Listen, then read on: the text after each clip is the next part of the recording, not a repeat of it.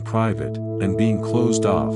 From the outside, they can look exactly the same, quiet, reserved, self-contained, but on the inside, they come from very different places, and confusing the two can quietly shape your relationships, your loneliness, and how deeply people are able to know you. Being private is a choice, being closed off is usually a defense.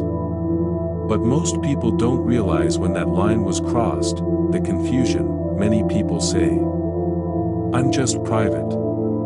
And sometimes, that's true. Privacy is healthy. It's knowing that not everyone deserves access to your inner world. It's discernment, boundaries, self-respect. But closed-off behavior often wears the same clothing. The difference isn't in how much you share, it's in why you don't. Privacy comes from clarity. Closed-offness comes from protection. One is calm, the other is tense. Where closed-offness begins, most people don't become emotionally closed overnight.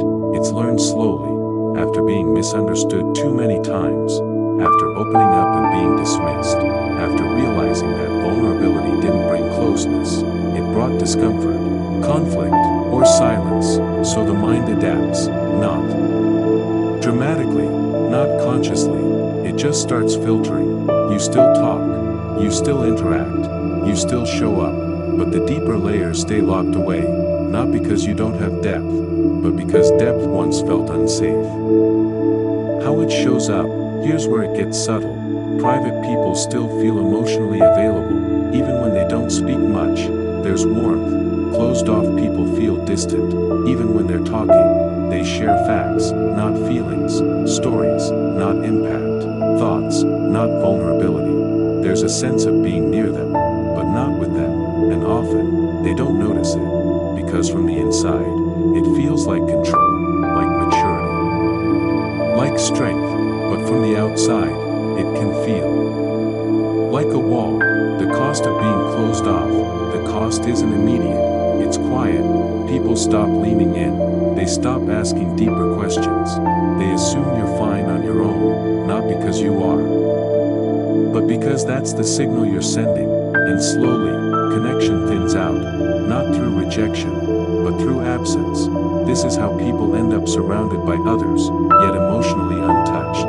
They're respected, they're trusted, but they're not known, and being unknown for too long starts to feel like invisibility. The inner difference. Here's the clearest distinction.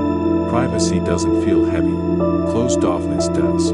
Privacy feels grounded, like you're standing firmly inside yourself. Closed-offness feels tense, like you're holding something back. All the time, one preserves energy, the other consumes it. If silence feels peaceful, it's probably privacy. If silence feels lonely, it's probably armor. This isn't about becoming more open, it's about becoming more honest with yourself, about noticing whether you're protecting your peace, or protecting an old wound. Because being private doesn't isolate you, but being closed off slowly can. And the hardest part is this, most people don't realize they closed themselves long after the danger was gone. They're still guarding doors. No one is trying to force open anymore, understanding that difference isn't about changing who you are, it's about recognizing whether your quiet is coming from strength or from something that once hurt.